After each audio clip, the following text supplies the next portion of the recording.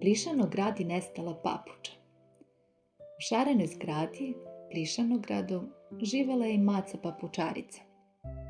Volela je papuče i imala ih je, pa neko bi rekao i previše.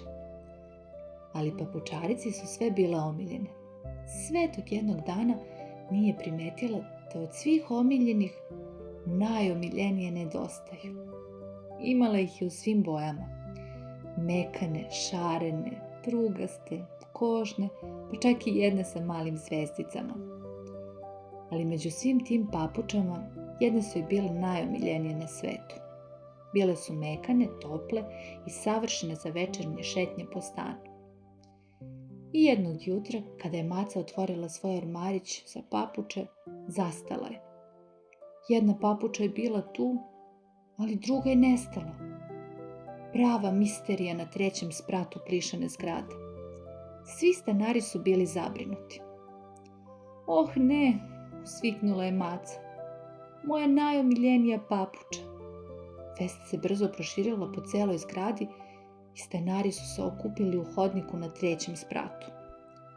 Sovica je zamišljeno okretala glavicu, žirafa je gledala visoko po policama, orka je pažljivo posmatrala pod. Ovo je prava misterija, rekla je Sovica mudro. Šilja, upravnik zgrade, odmah je počeo da istražuje. Ne brinite, pronaći ćemo papuču, rekao je ozbiljno. I nestao. Tada su primetili prvi trag. Na podu je bio mali komadić papuče. Neko je grickao ovo, rekla je žirafa. Zatim su pronašli još tragova. Male mrvice vodile su niz hodnik, pa u stepenice sve do 5. sprata. Stanari su se pogledali. Ali ovdje živi Šilja, šapnula je maca. Svi su odmah odmahnuli glavom. Ma ne, rekla je Sovica. Šilja je naš upravnik, on nama pomaže. U tom trenutku vrata su se lagano otvorila. A iza vrata sedeo je Šilja i pored njega ležala je papuča. Malo pa izgrickana. Šilja je spustio uši i pomalo se postidao. Izvinite, rekao je tiho.